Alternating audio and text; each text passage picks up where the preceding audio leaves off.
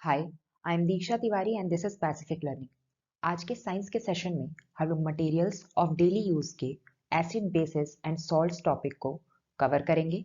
इससे पहले के सेशन में हम लोग already food and nutrition, vitamin and minerals और नेचुरल और सिंथेटिक फाइबर के बारे में पढ़ चुके हैं। अगर आपने वो वीडियोस ना देखी हो तो आई बटन पे क्लिक करके उस वीडियो को विजिट कीजिए। तो चलिए आज के सेशन में हम आगे बढ़ते हैं। ये टॉपिक सीटेट एग्जाम के लिए बहुत इंपॉर्टेंट है। साथ ही यूपी टेट, एस टेट, बाकी किसी भी टीईटी एग्जाम्स या फिर वो सारे एग्जाम्स जिसमें जनरल साइंस एक इम्पॉर्टेंट रोल प्ले करता है, उसके लिए बहुत इंपॉर्टेंट है। बहुत ही जनरल से क्वेश्चन इस टॉपिक से बनते हैं जो हमारा बिल्कुल गलत नहीं होना चाहिए। तो without wasting our time, let's begin. हम बारी बारी से एसिड, बेसिस एंड सॉल्ट के बारे में पढ़ेंगे।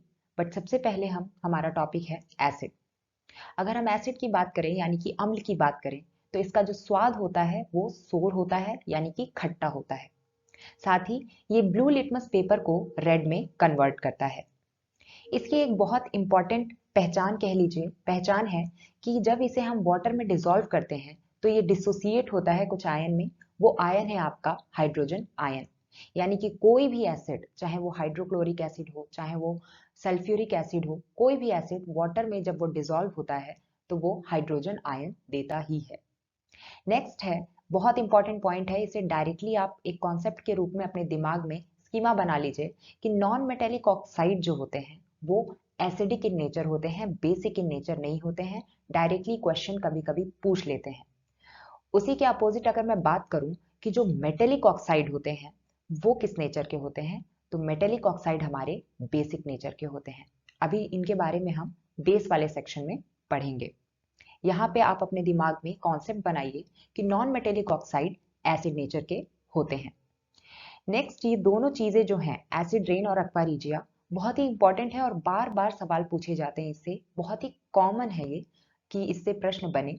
तो इसे भी आप एक कॉन्सेप्ट के रूप में अपने दिमाग में नॉलेज बनाइए, कॉन्सेप्ट बनाइए कि एसिड रेन क्या होता है। वो बारिश जिसका पीएच 5.6 से कम हो। हमें मालूम है कि वाटर का नॉर्मली जो पीएच होता है वो न्यूट्रल होता है, वो 7 होता है। पीएच के बारे में अभी हम आगे के स्लाइड्स में पढ़ेंगे। बट यहाँ पे आप एक कॉन्सेप्ट बनाइए कि एसिड रेन वो रेन है जिसका पीएच 7 नहीं बल्कि 7 से कम यानी कि 5.6 से भी कम होता है। ऐसा क्यों होता है? क्योंकि हमारे एयर में पॉल्यूशन के जरिए कार्बन डाइऑक्साइड, सल्फर डाइऑक्साइड जैसे गैसेस प्रेजेंट होते हैं जो बारिश आने पे वाटर के साथ मिक्स हो जाते हैं। उनके साथ रिएक्ट करके वो सल्फ्यूरिक एसिड या फिर कार्बोनिक एसिड का निर्माण करते हैं और इसी वजह से हमारी जो बारिश होती है वो एसिड रेन बन जाती है। नेक्स्ट थिंग है अक्वा रीजिया। अगर मैं अक्वा रीजिया की बात करूं तो ये एक्चुअली एक मिक्सचर है हाइड्रोक्लोरिक एसिड और नाइट्रिक एसिड का। इन दोनों को एक पर्टिकुलर रेशियो में मिक्स किया जाता है 3:1। अब इसका क्या इंपॉर्टेंस है, ये डायरेक्टली कभी कभी आपसे रेशियो पूछ लेता है तो इस रेशियो को जरूर याद कर लीजिए। दूसरी चीज, इसका क्या इंपॉर्टेंस है, ये गोल्ड जैसे मेटल को आराम से डिसॉल्व कर लेता है। गोल्ड स्मिथ वगैरह के बारे में आपने सुना होगा कि वहां पे जो गोल्ड को साफ करने का काम करते हैं वो इसी सोल्यूशन का इस्तेमाल करते हैं। यानी कि वो उसके ऊपर की एक पतली सी परत को डिसॉल्व कर लेते हैं एक्वारीजिया के सोल्यूशन में। और ये सोल्यूशन में कौन कौन से कंपोनेंट हैं? हाइड्रोक्लोरिक एसिड और नाइट्रिक एसिड। इनका रेशियो है 3:1। अब हम एसिड के कुछ टाइप की बात करते हैं। इसमें आपके सारे तो इंपॉर्टेंट नहीं है, बट कुछ जो पार्ट्स हैं, कुछ जो टाइप्स हैं वो इंपॉर्टेंट हैं। जैसे कि एसिड के मेनली दो टाइप होते हैं, एक ऑर्गेनिक और एक मिनरल। यानी कि एक आर्टिफिशियल कह सकते हैं और एक नेचुरल कह सकते हैं। जो ऑर्गेनिक एसिड होते हैं वो अक्सर थोड़े वीकर एसिड होते हैं, किसके मुकाबले? मिनरल एसिड के मुकाबले। ऑर्गेनिक एसिड में acetic acid, citric acid, malic acid, ये सारे एसिड मौजूद हैं जिनके बारे में अभी हम आगे टेबल के थ्रू पढ़ेंगे कि इनका सोर्स क्या क्या है, ये कौन से वेजिटेबल्स या फिर फ्रूट्स में पाए जाते हैं। इसीलिए इनको हम ऑर्गेनिक या फिर नेचुरल भी कहते हैं। दूसरी बात ये कि ये सारे एसिड वीक एसिड होते हैं। नेक्स्ट थिंग है मिनरल एसिड या फिर hydrochloric acid, sulphuric acid, nitric acid. ये सारे जो एसिड्स हैं ये स्ट्रॉन्ग एसिड्स होते हैं, किसके मुकाबले? कंपैरिजन में ऑर्गेनिक एसिड के कंपैरिजन में। ओके नाउ अगर मैं और भी क्लासिफिकेशन की बात करूं तो एसिड आपके और भी तरीके के होते हैं। जैसे मैं अगर बात करूं binary acid, hydra acid, oxy acid. अगर मैं हाइड्रा एसिड की बात करूं तो वो एसिड जिनमें हाइड्रोजन होता है। ओके ऑक्सीजन नहीं होता बट हाइड्रोजन होता है, जैसे हाइड्रोक्लोरिक एसिड। अगर मैं ऑक्सी एसिड की बात करूं यानी वो एसिड जिनमें हाइड्रोजन के साथ साथ ऑक्सीजन भी प्रेजेंट होता है। For example sulphuric acid. आपको पता होगा सल्फ्यूरिक एसिड को हम किंग्स ऑफ एसिड भी कहते हैं, बहुत ही इंपॉर्टेंट एसिड है ये। ओके तो ये हो गया हमारा सल्फ्यूरिक एसिड जिसमें हाइड्रोजन भी होता है और ऑक्सीजन भी होता है। इसका फॉर्मूला है H2SO4। ओके क्या है इसका फॉर्मूला? नॉर्मल सा फॉर्मूला है H2SO4। ठीक है तो इसमें हमारे पास ऑक्सीजन भी है और हाइड्रोजन भी है, दैट्स वाई इसको हम ऑक्सी एसिड कहते हैं। नेक्स्ट थिंग है कुछ और प्रॉपर्टीज के बारे में जान ले। तो जो एसिड होता है वो इलेक्ट्रिसिटी को कंडक्ट करता है, यानी गुड कंडक्टर ऑफ इलेक्ट्रिसिटी होता है, सुचालक होता है ये विद्युत का। अनदर इसकी प्रॉपर्टी है कि ये कोरोसिव नेचर का होता है, यानी ये किसी भी कंटेनर में होगा तो उसे कोरोड कर देगा, उसकी प्रॉपर्टी को डिग्रेड कर देगा, खराब कर देगा। कुछ इंपॉर्टेंट रिएक्शंस हैं जो आपने अपने 9th क्लास में 10th क्लास के एसिड बेसिस एंड सॉल्ट में पढ़ा होगा। अगर आपको और डीप में पढ़ना है तो आप 10th क्लास की एनसीईआरटी से इसे पढ़ सकते हैं, बट आपको इतना डीप में जाने की जरूरत नहीं है। अगर एग्जामिनेशन पॉइंट ऑफ व्यू से कहें तो आपका इस वीडियो में सब कुछ कवर हो जाएगा। एक समरी के तौर पे आप इस वीडियो को देख सकते हैं। तो सबसे पहले अगर मैं बात करूं, अगर एसिड किसी मेटल के साथ रिएक्ट करता है तो कौन सा गैस रिलीज होता है, ये क्वेश्चन पूछे जाते हैं। तो वहां पे आपका आंसर होगा हाइड्रोजन गैस। नॉर्मल सी बात है, अगर कोई एसिड है for example HCl hydrochloric acid, अगर वो रिएक्ट करेगा आपका किसी एक्टिव मेटल के साथ फॉर एग्जांपल सोडियम, तो HCl प्लस सोडियम ये आपका बन जाएगा। अगर हम यहाँ पे इसे करके देखें तो यहाँ पे है आपका HCl प्लस Na यानी कि सोडियम, सोडियम का फॉर्मूला Na होता है। यानी हमें क्या मिलेगा, यहाँ पे आपका NaCl को लेकर के NaCl बना लेगा, यानी कि एक सॉल्ट हमें मिल गया।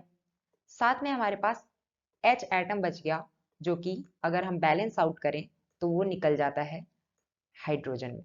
ओके तो कौन सा गैस प्रोड्यूस होता है हमारे पास प्रोड्यूस होता है hydrogen gas, right. Now next thing is, जब एसिड रिएक्ट करता है बेस से तो आपका प्रोड्यूस होता है सॉल्ट एंड वाटर। बहुत ही इंपॉर्टेंट है, इस रिएक्शन को हम कहते हैं न्यूट्रलाइजेशन रिएक्शन। यानी कि कहीं पे अगर एसिड ज्यादा मात्रा में है तो हम उसमें बेस को मिक्स कर दें तो वो एसिड के जो भी प्रभाव है उसको न्यूट्रल बना देता है, यानी उसके प्रभाव को खत्म कर देता है। और क्या प्रोड्यूस कर देता है, सॉल्ट या फिर वाटर। तो ये हो गया आपका न्यूट्रलाइजेशन रिएक्शन। नेक्स्ट एक इंपॉर्टेंट रिएक्शन है कि अगर कोई एसिड आपका रिएक्ट करता है मेटल कार्बोनेट के साथ, अभी नीचे हम एक एग्जांपल देखेंगे, तो आपका कौन सा गैस प्रोड्यूस होता है, तो ये आपका गैस प्रोड्यूस होता है कार्बन डाइऑक्साइड, और इसके साथ साथ आपका वाटर प्लस सॉल्ट भी प्रोड्यूस होता है। तो इसमें एक एग्जांपल जैसे दिया हुआ है कि एसिड है HCl, ओके ये आपका रिएक्ट कर रहा है Na2CO3 यानी कि सोडियम कार्बोनेट के साथ। अभी अभी मैंने कहा एसिड रिएक्ट करेगा मेटल कार्बोनेट के साथ, तो यहाँ पे आपका क्या प्रोड्यूस होगा, सॉल्ट NaCl, वाटर H2O और गैस, ये इंपॉर्टेंट है कौन सा गैस प्रोड्यूस होता है, CO2।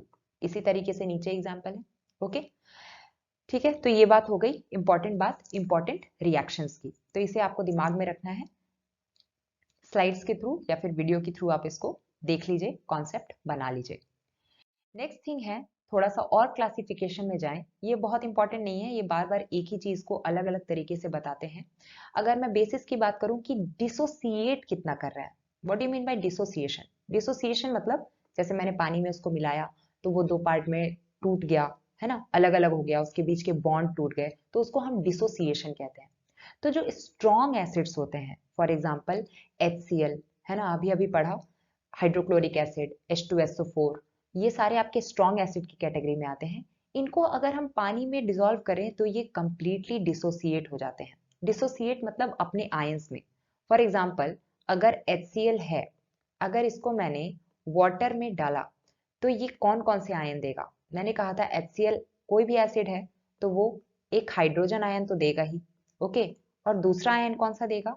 ये दूसरा आयन देगा क्लोरीन का आयन, ठीक है। क्लोरीन नॉन मेटल है, क्लोरीन का आयन देगा, यानी ये कंप्लीटली डिसोसिएट हो जाएगा अपने आयंस में। इसी प्रकार H2SO4 का भी एग्जांपल ले सकते हैं कि वो सल्फेट आयन और हाइड्रोजन आयन में डिसोसिएट हो जाएगा। बट अगर मैं वीक एसिड की बात करूं तो ये डिसोसिएट नहीं होते हैं, ये पार्शियली डिसोसिएट होते हैं, कंप्लीटली डिसोसिएट नहीं होते हैं। और वीक एसिड के एग्जाम्पल में हमने मिनरल एसिड देख चुका है। नेक्स्ट थिंग है, अगर मैं बात करूं ऑक्सीजन के प्रेजेंस की और हाइड्रोजन के प्रेजेंस की, तो ये हम ऑलरेडी पढ़ चुके हैं, hydra acids and oxy acids, right. Hydra acid HCl example था जिसमें ऑक्सीजन नहीं होता है, केवल हाइड्रोजन होता है, और ऑक्सी एसिड्स जिसमें ऑक्सीजन भी है और हाइड्रोजन भी है, जिसमें हमने H2SO4 का एग्जाम्पल देखा था, ठीक है। तो ये बात हो गई आपके एसिड की। अब कुछ हम इम्पॉर्टेंट एसिड जो कि हमारे मिनरल एसिड हैं उनके बारे में बात करें। ये काफी इंपॉर्टेंट है, आपके सिलेबस में डायरेक्ट क्वेश्चन बन जाते हैं इससे, तो आपको इसे नेग्लेक्ट बिल्कुल नहीं करना है, राइट। तो सबसे पहले हम बात करें अगर साइट्रिक एसिड की, बार बार पूछा जाने वाला सवाल लिख के ले लीजिए, साइट्रिक एसिड जरूर आपके किसी ना किसी एग्जाम में आपने देखा होगा। जो सिट्रिक एसिड है वो आपका सिट्रस फ्रूट में पाया जाता है, यानी कि जो खट्टे फ्रूट्स होते हैं, फॉर एग्जाम्पल लेमन हो गया, ऑरेंज हो गया, उसमें पाया जाता है, ओके। तो ये आप याद कर लीजिए। नेक्स्ट है एसिटिक एसिड। एसिटिक एसिड का सोर्स विनेगर, यानी कि विनेगर में कभी कभी आपसे पूछ लेता है कि कौन सा एसिड पाया जाता है, तो आप डायरेक्टली आंसर करेंगे एसिटिक एसिड। फिर कभी कभी पूछते हैं जो रेड एंट होती है, चींटी होती है, लाल चींटी, उसके स्टिंग में, डंक में, मतलब उसके अंदर कौन सा एसिड होता है, तो वो एसिड का नाम है फॉर्मिक एसिड, या फिर अगर मैं आपको हाइड्रोकार्बन्स के रूप में बोलूं तो वो मिथेनोइक एसिड भी कहलाता है, ठीक है। Now next one is oxalic acid. Oxalic acid actual में आपका ज्यादातर स्पिनच में, यानी पालक में और टमाटर में पाया जाता है। एक important acid lactic acid. Lactic acid आपका मिलता है कर्ड में, चीज में, ओके। लैक्टोबैसिलस वाले पार्ट में हमने ये पढ़ा था जब हम विटामिन एंड मिनरल कवर कर रहे थे, लैक्टोबैसिलस, तो उसी से याद रखेंगे लैक्टिक एसिड जो कि कर्ड में मिलता है।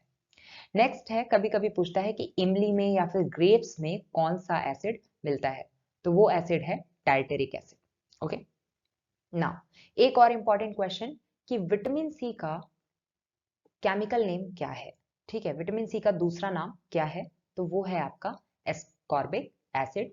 और ये किस में मिलता है, तो ये सबसे ज्यादा आंवला में, आंवला इसका रिच सोर्स है, ठीक है। नाउ नेक्स्ट है मैलिक एसिड। ये एप्पल में पाया जाता है, ये हमें इसका नॉलेज है, अगर नहीं है तो इसे अपने कॉन्सेप्ट बना लीजिए। ये सारे ही एसिड्स बहुत इंपॉर्टेंट हैं, ठीक है, इसको नेग्लेक्ट नहीं करना है। आप बाकी भले कुछ मत पढ़िए, बट इंडिकेटर्स और ये वाला पार्ट जरूर पढ़ के जाइए एसिड बेस एंड सॉल्ट में, ठीक है।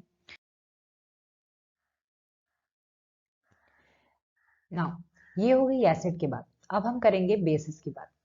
तो जैसे हमने एसिड में पढ़ा था कि एसिड का टेस्ट जो होता है वो सोर टेस्ट का होता है, थोड़ा खट्टा होता है। तो उसी जगह पे हम अगर बेस की बात करें तो बेस का टेस्ट बिटर होता है, कड़वा या तीखा होता है, थोड़ा सोपी टेस्ट होता है, या इसको टच करने पे थोड़ा ये चिकनाहट सी लगती है, तो उसी क्वालिटी से हम इसे जान सकते हैं। नेक्स्ट है कि ये लिटमस पेपर जो है वो रेड लिटमस पेपर को ब्लू में कन्वर्ट करता है। जैसे हमने एसिड में पढ़ा था कि वो ब्लू लिटमस को रेड में कन्वर्ट करता है, जस्ट उसके अपोजिट ये रेड लिटमस को ब्लू में कन्वर्ट करता है। सबसे इंपॉर्टेंट इसका पार्ट है कि ये डिसोसिएट होता है जब इसे वाटर में डिसॉल्व किया जाता है, किस आयन में? हाइड्रोक्सिल आयन में। अब हम जान लें हाइड्रोक्सिल आयन क्या होता है। तो हाइड्रोक्सिल आयन मतलब OH नेगेटिव, ओके। तो जब बेसिस को हम डिसॉल्व करते हैं वाटर में तो वो डिसोसिएट होता है, हाइड्रोक्सिल आयन देता है। और जब एसिड डिसॉल्व होता है वाटर में तो वो डिसोसिएट होकर के हाइड्रोनियम आयन या हाइड्रोजन आयन देता है, ठीक है। तो ये इन दोनों में फर्क है, या इन दोनों की पहचान है, इन दोनों की आइडेंटिटी है। H पॉजिटिव आइडेंटिटी है एसिड की और OH नेगेटिव आइडेंटिटी है बेस की। नेक्स्ट है जो वाटर सॉल्युबल बेस होते हैं, यानी जो बेसेस वाटर में सॉल्युबल होते हैं, उनको हम एक अलग नाम से जानते हैं, जिन्हें हम कहते हैं एल्कलीज। ओके, नेक्स्ट है और लास्ट है जो कि इंपॉर्टेंट है, मेटेलिक ऑक्साइड के बारे में। तो जैसे हम ऑलरेडी पढ़ चुके हैं कि जो नॉन मेटेलिक ऑक्साइड होते हैं वो एसिडिक कैरेक्टर के होते हैं, तो मेटेलिक ऑक्साइड हमारे किस कैरेक्टर के होते हैं? बेस। ठीक है, तो मेटेलिक ऑक्साइड बेसिक हो गए और नॉन मेटेलिक ऑक्साइड एसिडिक हो गए। जैसे न्यूट्रलाइजेशन रिएक्शन में हम लोग पढ़ चुके हैं कि कोई एसिड बेस के साथ जब रिएक्ट करता है तो हमें न्यूट्रलाइजेशन के तहत जो इसके प्रोडक्ट्स मिलते हैं वो मिलते हैं सॉल्ट प्लस वाटर। तो अगर मैं एसिड की जगह HCl रख दूं, हाइड्रोक्लोरिक एसिड रख दूं, और बेस की जगह कोई भी मैं मेटेलिक ऑक्साइड रखूं, फॉर एग्जांपल मैग्नीशियम ऑक्साइड या सोडियम ऑक्साइड, तो मुझे बदले में दोनों का जो रिएक्शन होकर के मिलेगा वो सोडियम का सॉल्ट यानी सोडियम क्लोराइड मिल जाएगा, साथ में वाटर मिल जाएगा, या फिर मैग्नीशियम का सॉल्ट मैग्नीशियम क्लोराइड मिल जाएगा, या उसके साथ वाटर मिल जाएगा। तो दोनों ही केस में मुझे सॉल्ट और वाटर मिलेंगे, यानी यहाँ पे मेरा अगेन न्यूट्रलाइजेशन रिएक्शन हो रहा है, मैंने बेस की जगह मेटेलिक ऑक्साइड रखा है, इसीलिए मेटेलिक ऑक्साइड हमारा बेसिक नेचर का होता है। इसी तरीके से हमारा non metallic oxide acidic nature का होता है। ओके ओके, तो हमने यहाँ पे पढ़ लिया एसिड और बेस के बारे में थोड़ा सा। यहाँ पे अभी हमने जैसे देखा कि बेसिस वो होते हैं जो डिसोसिएशन पे OH आयन देते हैं और एसिड डिसोसिएशन पे H आयन देते हैं। ठीक है, तो यहाँ पे हम कुछ सोर्सेज या यूजेस के बारे में पढ़ लेते हैं बेसिस के, जैसे हमने एसिड का पढ़ा था। तो सबसे पहले हम पढ़ते हैं कैल्शियम हाइड्रोक्साइड के बारे में, यानी कि CaOH का होल ट्वाइस, जिसको हम स्लेक्ड लाइम भी कहते हैं। ओके, तो इसे हम कहाँ यूज करते हैं? जब सॉइल हमारा एसिड रेन की वजह से या फिर फर्टिलाइजर्स की वजह से आपका एसिडिक मीडिया में कन्वर्ट हो जाता है, उसका जो पीएच होता है वो एसिड मीडिया में चला जाता है, थोड़ा 7 से नीचे चला जाता है, तो उस वक्त हम इसे न्यूट्रलाइज करने के लिए स्लेक्ट लाइम का या क्विक लाइम का इस्तेमाल करते हैं। ठीक है, तो ये इसका एक यूज है। नेक्स्ट है आपका अमोनियम हाइड्रोक्साइड यानी NH4OH। तो ये आपका जो घरों में विंडो क्लीनर होता है, ठीक है, विंडो क्लीनर जो आपका होता है उसमें इस बेस का इस्तेमाल किया जाता है। ठीक, तो बहुत सिंपल सी बात है, कहाँ यूज होता है आपको ये चीज याद करना है। नेक्स्ट है आपका बहुत इंपॉर्टेंट, ये जो दोनों चीजें हैं आपकी, एक तो आपका हो गया सोडियम हाइड्रोक्साइड और दूसरा हो गया पोटेशियम हाइड्रोक्साइड। सोडियम हाइड्रोक्साइड को हम कॉस्टिक सोडा भी कहते हैं और पोटेशियम हाइड्रोक्साइड को हम कॉस्टिक पोटाश भी कहते हैं।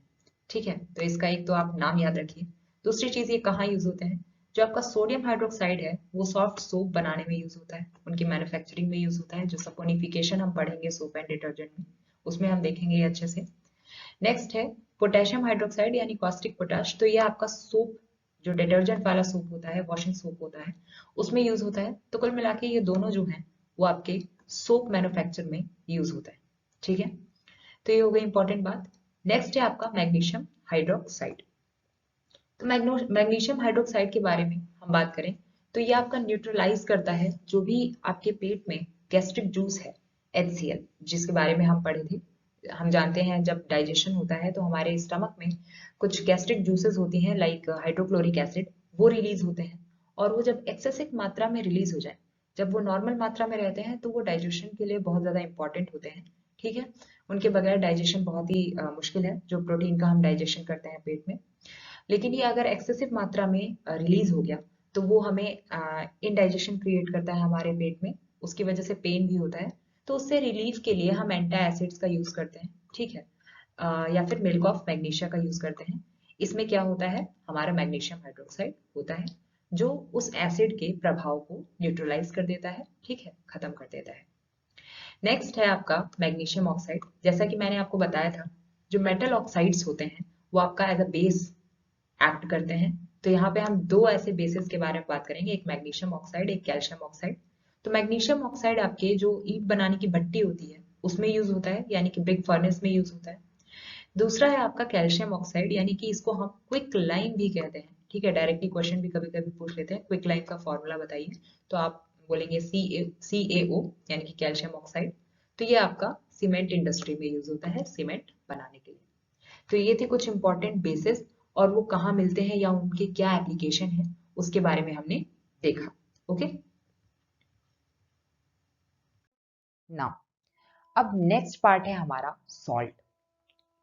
सॉल्ट बहुत ही कॉमन चीज है और इसे अधिकतर हम इग्नोर कर देते हैं, बट इससे भी कभी कभी क्वेश्चन बन जाते हैं, तो इसे हमें इग्नोर बिल्कुल नहीं करना। तो सबसे पहले हम पढ़ते हैं सॉल्ट के कुछ टाइप हैं। इस वाले पार्ट से इतने क्वेश्चन नहीं बनते, आप इसको इग्नोर कर सकते हैं, बट इसके नेक्स्ट में जो इसका एप्लीकेशन है, यहाँ पे टाइप ऑफ सॉल्ट हम जब पढ़ेंगे तो वो बहुत ज्यादा इंपॉर्टेंट है।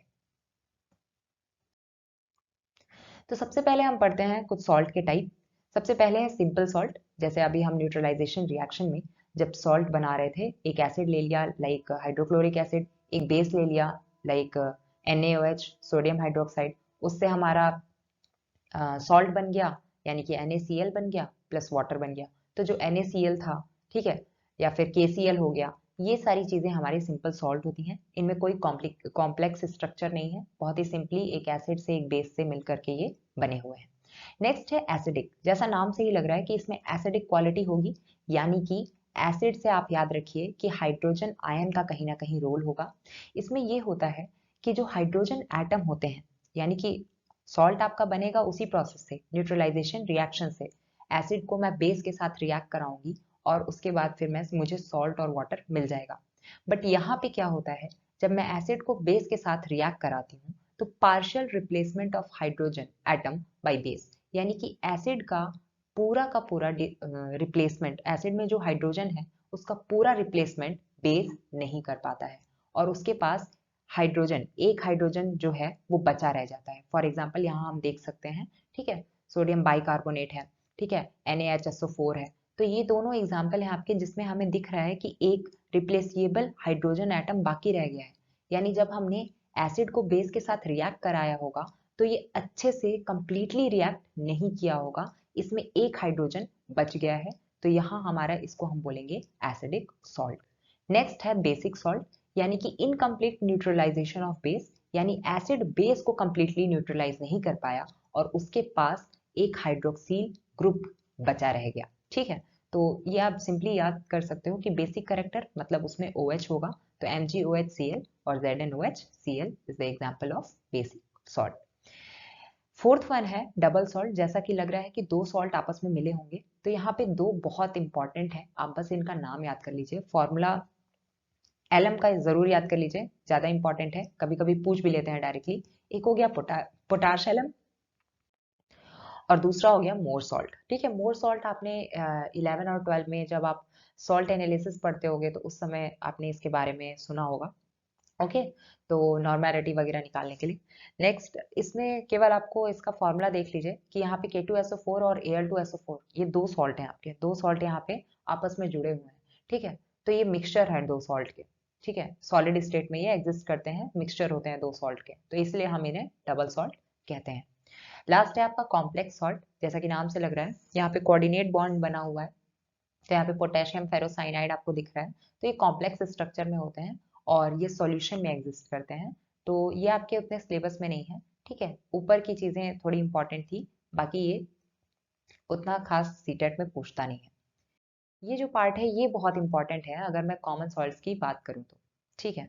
तो सबसे पहले हम बात करते हैं सोडियम क्लोराइड यानी NaCl। ये हमारा जो घरों में हम कॉमन सॉल्ट रखते हैं, ऑर्डिनरी सॉल्ट रखते हैं, ये वो सॉल्ट है, ठीक है, कॉमन सॉल्ट की तरह यूज होता है। तो इसका एप्लीकेशन यही हो गया, यही बहुत इंपॉर्टेंट है। अगर आपसे पूछा जाए जो घरों में हम सॉल्ट खाते हैं वो आप उसमें आप किसकी मात्रा होती है, तो आप NaCl बोल सकते हो। नेक्स्ट है ब्लीचिंग पाउडर। जैसा नाम से ही लग रहा है कि ब्लीचिंग प्रोसेस होता होगा, थोड़ा क्लीनिंग वगैरह का काम करता होगा ये, ठीक है। तो इसका यही पर्पस है। सबसे पहले देखते हैं ये बनता कैसे है, इसका फॉर्मूला जरूर याद कर लीजिए क्योंकि ब्लीचिंग पाउडर का फॉर्मूला भी कभी कभी डायरेक्टली पूछ लेते हैं। CaOCl2 थोड़ा कॉम्प्लेक्स है, ओके। जो NaCl सोल्यूशन, ड्राइंग सोल्यूशन होता है, उसका जब इलेक्ट्रोलिसिस होता है उससे जो क्लोरीन निकलता है, एक इलेक्ट्रोड पे क्लोरीन बचता है, उसी क्लोरीन को रिएक्ट करा देते हैं स्लेक्ड लाइम के साथ, okay. Action of chlorine on dry slaked lime. Slaked lime क्या था, हमने अभी अभी पढ़ा था, स्लेक्ड लाइम मतलब CaOH, ठीक है। तो उस CaOH2 की बात करेंगे हम, calcium hydroxide is slaked lime, उसके साथ रिएक्ट करते हैं तो हमें ये ब्लीचिंग पाउडर मिलता है, ठीक है। कहाँ कहाँ यूज होता है, टेक्सटाइल इंडस्ट्री में, जो कपड़ों की इंडस्ट्री होती है उसमें ब्लीच करने का काम करता है, कॉटन को, लिनन को। लॉन्ड्रीज में यूज होते हैं, इसको एज एन ऑक्सीडाइजिंग एजेंट भी यूज किया जाता है, ठीक है, ब्लीचिंग पाउडर को ऑक्सीडाइजिंग एजेंट भी, क्योंकि इसके पास क्लोरीन है जो कि ऑक्सीडाइजिंग एजेंट है। नेक्स्ट है कि वाटर में से ये जर्म को भी रिमूव करता है। क्लोरीन टैबलेट्स पहले आती थी, ठीक है, वाटर में से जर्म्स को हटाने के लिए, तो लोग ज़्यादा मात्रा में यूज़ करने लगे, तो उस पर थोड़ी देर के लिए कम किया गया उसका यूज़। ओके, तो जर्म्स फ्री बनाता है वाटर को क्लोरीन, ब्लीचिंग पाउडर, क्लोरीन की वजह से। ओके, नेक्स्ट है, ये भी बहुत इंपॉर्टेंट है, सोडियम बाइकार्बोनेट, जिसका एक्चुअल में केमिकल फॉर्मूला है सोडियम बाइकार्बोनेट NaHCO3, जिसको हम बेकिंग सोडा भी कहते हैं। अब आपने बेकिंग सोडा का नाम जरूर सुना होगा, जब आप खाने में पकौड़े वगैरह बनाते होंगे, है ना, पकौड़ा वगैरह बनाते हैं तो उसको क्रिस्पी करने के लिए, है ना, तो यूज किया जाता है बेकिंग सोडा, बेकिंग पाउडर आप मिलाते हो, ठीक। तो बेकिंग सोडा है, इसका यूज हम सोडा एसिड फायर एक्सटिंग्विशर में भी करते हैं।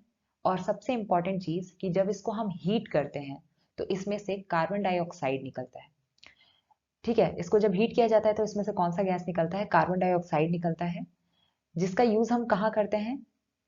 ब्रेड को सॉफ्ट और स्पॉन्जी बनाने में, ठीक है। तो ब्रेड को सॉफ्ट और स्पॉन्जी जो होता है वो एक्चुअली CO2 की वजह से ही होता है, जो किसके थ्रू निकलता है, किसके थ्रू रिलीज होता है? इसी सोडियम बाइकार्बोनेट के थ्रू रिलीज होता है जब हम इसे हीट करते हैं। तो यहाँ पे बेकरी इंडस्ट्री वगैरह में भी इसका काफी यूज है।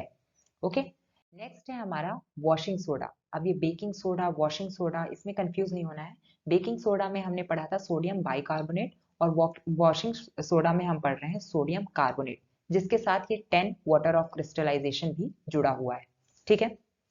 ये एक बेसिक सॉल्ट होता है। दूसरी चीज ये कि आपसे कभी कभी पूछता है कि कौन सा सॉल्ट है, या फिर जो ये है इसका मेन इंपॉर्टेंस क्या है, या फिर परमानेंट हार्डनेस जो होती है वाटर की। वाटर में दो तरीके की हार्डनेस होती है, एक होता है आपका टेम्पररी और एक होता है परमानेंट। तो उसमें से जो परमानेंट हार्डनेस है उसको रिमूव करने में ये बहुत ही यूजफुल होती है। नेक्स्ट है इसका और एप्लीकेशन क्या है, तो again glass, soap, paper, dry cleaning, इन सारी इंडस्ट्री में इसका काफी यूज किया जाता है। यानी इसे क्लिनसिंग एजेंट के रूप में भी काम में लिया जाता है घरों में, ठीक है। नेक्स्ट है पोटेशियम नाइट्रेट। पोटेशियम नाइट्रेट की बात करें तो जो गन पाउडर होता है उसमें पोटेशियम नाइट्रेट होता है। नेक्स्ट है जो फायर क्रैकर्स होते हैं या फर्टिलाइजर्स होते हैं, ठीक है, एक्सप्लोजिव्स वगैरह, जो फर्टिलाइजर्स जो होते हैं उनमें भी पोटेशियम नाइट्रेट पाया जाता है। लास्ट है हमारा पोटाश एलम। इसको हम यूज करते हैं प्योरिफिकेशन ऑफ वाटर, जो अभी हम हार्डनेस की बात कर रहे थे उसको रिमूव करने के लिए या फिर जर्म्स को रिमूव करने के लिए यूज किया जाता है पोटाश एलम को, ठीक है। और बाकी कई सारे ड्रग्स, मेडिसिन, मैन्युफैक्चरिंग में भी पोटाश एलम का यूज किया जाता है। तो ये कुछ इंपॉर्टेंट आपके सॉल्ट हो गए, ठीक है। नाउ अब हम थोड़ा सा इंडिकेटर्स के बारे में पढ़ लेते हैं, जो कि एसिड और बेस को डिस्टिंग्विश करता है कि कौन एसिड है और कौन बेस है। सबसे पहले ही हमने लिटमस के बारे में पढ़ लिया था कि लिटमस जो है वो ब्लू लिटमस रेड में कन्वर्ट हो जाता है जब उसे एसिड मीडियम में डालते हैं, और रेड लिटमस ब्लू में कन्वर्ट हो जाता है जब उसे बेसिक मीडियम में डालते हैं। आप एक चीज याद कर लो, दोनों चीज याद करने से कंफ्यूज हो जाता है। B for base, B for blue, यानी लिटमस ब्लू होगा बेसिक में और रेड होगा एसिड में।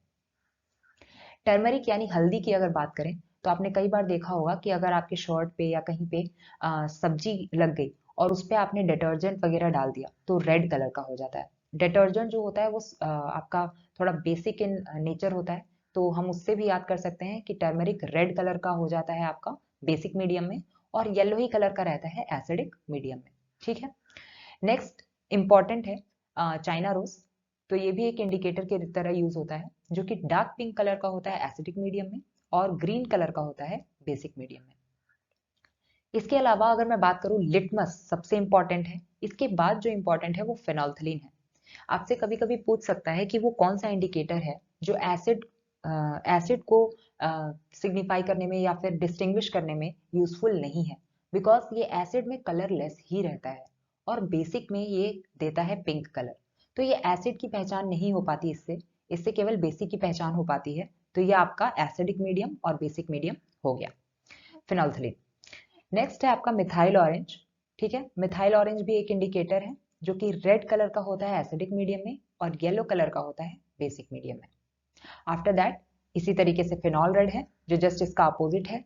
येलो कलर होता है ये एसिडिक मीडियम में और रेड कलर होता है बेसिक मीडियम में।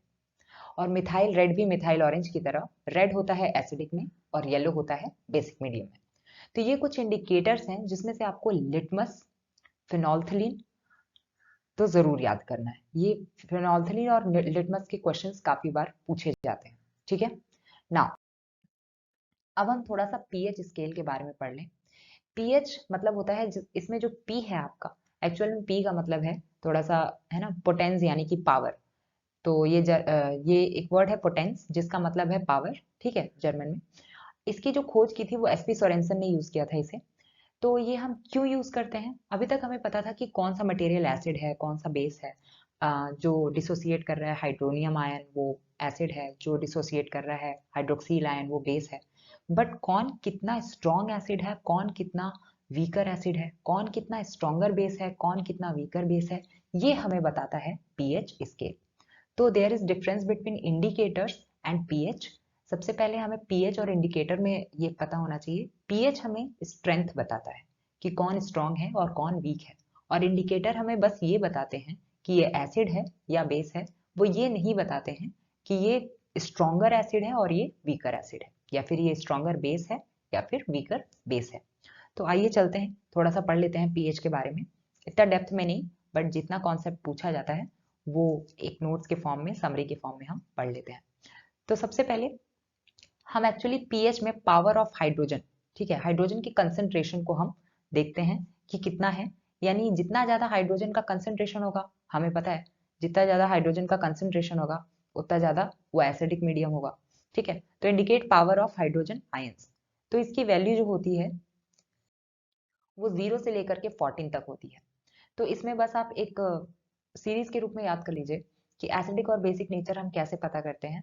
जब पीएच आपका ग्रेटर देन 7 हो, ठीक है, एक आप पर्टिकुलर स्केल होता है, ठीक है, स्टेट स्केल है ये, इसके बीच में मैं 7 को रखती हूँ, एक साइड में 0 को रखती हूँ और एक साइड में 14 को रखती हूँ।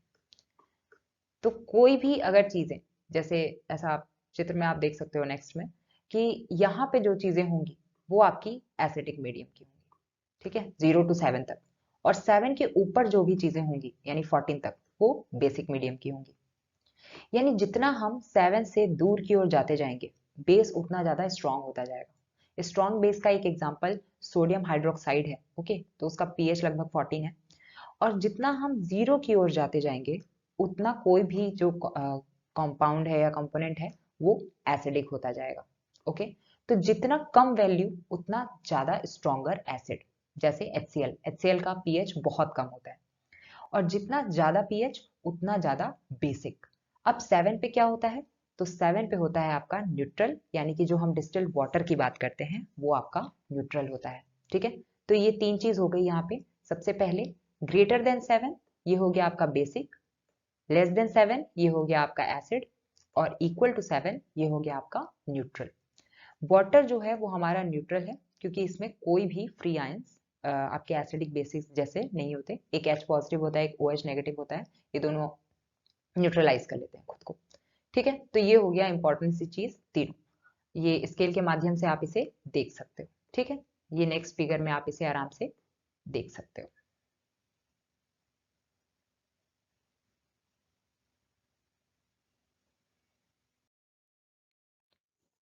नाउ अब थोड़ा सा हम पढ़ लेते हैं कि डेली लाइफ में इस न्यूट्रलाइजेशन रिएक्शन जो कि हम पढ़ रहे थे, acid plus base gives us salt and water, इसका कहाँ कहाँ यूटिलाइजेशन है या यूज है। तो सबसे पहले हम बात करें इंडाइजेशन की। इंडाइजेशन, जैसे अभी मैंने बताया कि स्टमक में हमारे जो गैस्ट्रिक जूस होता है जो कि बहुत इंपॉर्टेंट होता है, जिसके बारे में हम आगे और भी पढ़ेंगे, आपने पहले भी पढ़ा होगा, हाइड्रोक्लोरिक एसिड रिलीज होता है, हमारे डाइजेशन के लिए बहुत इंपॉर्टेंट होता है। बट ये हाइड्रोक्लोरिक एसिड जब एक्सेसिव प्रोड्यूस हो जाए यानी बहुत ज्यादा रिलीज हो जाए तो वो आपके इंडाइजेशन या फिर एसिडिटी आपको क्रिएट करती है। ठीक है, तो उसको, उस एसिडिटी को हम न्यूट्रलाइज करने के लिए हम मिल्क ऑफ मैग्नीशिया, जो कि हम बेस वाले पार्ट में पढ़ चुके हैं, ठीक है, बेस वाले पार्ट में पढ़े हमने, तो MgOH2 का हम इस्तेमाल करते हैं ताकि हम एसिड के इफेक्ट को कम कर सकें। और इसका जो पीएच, हमारा जो पीएच है बॉडी का, वो वर्क करता है 7 से 7.8 तक। ये हमें पता होना चाहिए, हमारी बॉडी का पीएच इतने में, हमारा बॉडी इतने में ही वर्क करता है, इससे कम या ज़्यादा हमारी बॉडी के लिए हानिकारक होता है और हमें बॉडी में इलनेस महसूस होगी। ठीक है। नेक्स्ट है एंट स्टिंग। अभी हमने एंट स्टिंग के बारे में पढ़ा था, जिसमें एसिड होता है इसके स्टिंग में, मेथेनोइक एसिड या फॉर्मिक एसिड। तो दे इंजेक्ट फॉर्मिक एसिड, उनके पास फॉर्मिक एसिड है तो वो हमारी बॉडी में फॉर्मिक एसिड को इंजेक्ट कर देती है, इसलिए तुरंत बहुत ज़्यादा पेन भी होने लगता है, दर्द होने लगता है। ठीक है। तो हम उसके ऊपर क्या मल देते हैं, हम बेकिंग सोडा रब कर देते हैं ताकि उसका जो एसिड का इफेक्ट है वो क्या हो सके, न्यूट्रलाइज हो सके। ओके, तो उसके इफेक्ट को न्यूट्रलाइज करने के लिए हम क्या रब करते हैं, बेकिंग सोडा। ठीक है। अभी हम बात करते हैं टूथ डीके की। टूथ डीके मतलब जो हमारे दांतों में कैविटी लग जाती है या दांत सड़ने लगते हैं। अब ये किस लिए होता है, ये इस वजह से होता है कि हमारा जो माउथ है उसका पीएच 5.5 से कम होने लगता है। राइट, 5.5 से कम मतलब कि वो एसिडिक मीडियम में जाने लगा है धीरे धीरे। हमने पढ़ा था कि कोई भी अगर 7 से कम है उसका पीएच तो यानी कि वो एसिड होगा, और कोई भी मटेरियल अगर उसका 7 से ज्यादा है पीएच तो वो बेसिक में काउंट किया जाएगा। ओके, तो यहाँ पे हमारा जो माउथ है वो अब एसिडिक हो चुका है। अब ये एसिडिक क्यों होता है, जब भी हम कोई चीज खाते हैं तो वो हमारे अगर माउथ में कहीं बच गया, कहीं टीथ में इधर उधर बच गया, तो जो बैक्टीरियाज होते हैं वो उसको डिग्रेड करना शुरू कर देते हैं और उसे कन्वर्ट कर देते हैं एसिड में। इसीलिए कहा जाता है कि टूथपेस्ट अच्छे से करना चाहिए, एक दिन में 2 बार ब्रश करना चाहिए, ताकि वो जो मटेरियल्स बचे हैं आपके माउथ में, एडिबल मटेरियल्स, उस पर बैक्टीरिया वर्क ऑन ना करे और वो एसिड में कन्वर्ट ना हो। इसकी वजह से आपका टूथ डीके होने से भी बचेगा। तो अब हम बात करते हैं कि यहाँ पे क्या न्यूट्रलाइजेशन रिएक्शन का पार्ट है। तो जो हमारा दांत होता है उस पे जो व्हाइट कलर का स्ट्रक्चर है उसे हम एनेमल कहते हैं। ओके, ये किसका बना होता है, कैल्शियम फॉस्फेट का। ठीक है, यही क्रिस्टलाइन फॉर्म है इसका, कैल्शियम फॉस्फेट। ओके, तो इस एसिडिक मीडियम बनने की वजह से ये कोरोड होने लगता है धीरे धीरे, यानी कि बर्बाद होने लगता है, उसकी क्वालिटी खत्म होने लगती है। ओके, तो इस वजह से हमें कहा जाता है कि हमें टूथपेस्ट यूज करना चाहिए जिसमें क्या होता है, बेस। ऑफ कोर्स हमारे माउथ जो है वो बेसिक मीडियम में कन्वर्ट हो चुका है, तो उसको न्यूट्रलाइज करने के लिए हम क्या यूज करेंगे, बेसिक कोई भी चीज यूज करेंगे जो प्रिवेंट करेगा टूथ डीके होने से, सड़ने से। ठीक है, तो यहाँ पे एक इंपॉर्टेंट न्यूट्रलाइजेशन रिएक्शन का हमने एप्लीकेशन देखा डेली लाइफ में। नेक्स्ट है बहुत इंपॉर्टेंट, सॉइल ट्रीटमेंट। जैसा कि हमने बेस वाले पार्ट में पढ़ा था कि फर्टिलाइजर्स वगैरह जो होते हैं या एसिड रेन की वजह से जो सॉइल है उसका जो भी पीएच है वो थोड़ा सा कम हो जाता है, यानी कि वो एसिडिक मीडियम में कन्वर्ट हो जाता है। अब ये जो है वो किसी भी प्लांट के लिए सही नहीं होगा, प्लांट की भी क्वालिटी इसकी वजह से अफेक्ट करेगी अगर सॉइल की क्वालिटी डिग्रेड हो रही है तो इस एसिडिक मीडियम को ट्रीट करते हैं किससे, क्विक लाइम से। क्विक लाइम के बारे में हमने पढ़ा था, कैल्शियम ऑक्साइड से या फिर स्लेग्ड लाइम से कैल्शियम हाइड्रोक्साइड से। ये दोनों ही हमारे बेस हैं और ये दोनों का काम क्या होता है, जो हमारा सॉइल एसिडिक मीडियम में कन्वर्ट हो चुका है उसको न्यूट्रलाइज करे, एसिड के प्रभाव को सॉइल से कम करे, खत्म करे। ठीक है। नेक्स्ट है फैक्ट्री वेस्ट। अब जो फैक्ट्री से हमारे कई सारे वेस्ट आते हैं, फैक्ट्री वेस्ट में कोई भी फैक्ट्री की बात कर लें हम, अगर फर्टिलाइजर फैक्ट्रीज वगैरह होंगी, इन सारे जो वेस्ट होती हैं वो एक्चुअल में एसिडिक होती हैं। ठीक है, अब ये डायरेक्टली अगर किसी पानी में, किसी रिवर में या किसी एक्वेटिक फील्ड में गिर जाती हैं तो वहां पे जो भी एनिमल्स हैं, जो भी जीव जंतु हैं, उनके लिए काफी खतरनाक होगा, काफी हार्मफुल होगा। तो इसीलिए उसको पहले ट्रीट किया जाता है। किससे ट्रीट करते हैं, अलग अलग केमिकल से, जो कि क्या होते हैं, बेस होते हैं। ठीक है, तो ये साधारण सा एक एप्लीकेशन था जो कि बहुत इंपॉर्टेंट है रियल लाइफ में। आखिरी है एसिड रेन, जिसके बारे में हम पहले ही पढ़ चुके हैं फर्स्ट स्लाइड में। एसिड रेन मतलब अगर जो भी रेन वाटर है उसका अगर पीएच आपका 5.6 से कम हो रहा है तो यानी वो एसिड रेन कहलाएगा, क्योंकि ये क्या है, ये 7 से कम है, यानी ये एसिडिक मीडियम में जा चुका है। तो इस वजह से क्या होता है कि जो एक्वेटिक लाइफ है, वो सॉइल, ये सब काफी डिग्रेड होते हैं। अब इसके लिए हमें ये करना चाहिए कि एसिड रेन का जो जड़ है, यानी कि जो कार्बन डाइऑक्साइड, सल्फर डाइऑक्साइड, ये सारे हमारे एयर में मौजूद हैं, उसको हम कम करें। यानी कि जो व्हीकल्स वगैरह ऐसे गैस एयर में लाती हैं या छोड़ती हैं, रिलीज करती हैं, उसको हम कम करें। तो ये एक्स्ट्रा चीज हो गई थोड़ी सी एसिड रेन की, केवल पीएच के बारे में बताने के लिए कि क्या इसका इफेक्ट होता है। बाकी ऊपर की सारी चीजें आपकी थी applications of neutralisation reaction in daily life. Okay, तो ये हो गया हमारा video acid base and salt पे, जिसमें हमने एसिड की कुछ कैरेक्टरिस्टिक, उनके इंडिकेटर्स के बारे में, बेस के इंडिकेटर्स के बारे में और कुछ कॉमन सॉल्ट के बारे में हमने पढ़ा। आई होप आपको वीडियो पसंद आया होगा। बहुत ही डिटेल वे में हमने इसे एक ही वीडियो में कवर किया है। इससे काफ़ी क्वेश्चन बनते हैं। कुछ लास्ट के डेज में हम लोग इनके क्वेश्चंस भी सॉल्व करेंगे लगातार, ताकि साइंस का आपका अच्छे से रिविजन हो जाए। नेक्स्ट वीडियो में हम सोप एंड डिटर्जेंट के बारे में कवर करेंगे और आफ्टर दैट बायोलॉजी की कुछ वीडियोस मैं आपके लिए लेके आऊंगी लिविंग वर्ड से रिलेटेड, जो कि सीटेट में काफ़ी इंपॉर्टेंट होता है। तो आप क्विक रिवीजन उसको कर सकते हैं जस्ट सीटेट से पहले या फिर यूपीटेट से पहले। तो आई होप वीडियो आपको पसंद आया होगा। अगर आपको वीडियो पसंद आया तो ज़रूर लाइक कीजिए, चैनल को सब्सक्राइब कीजिए, सपोर्ट कीजिए। तब तक के लिए थैंक यू।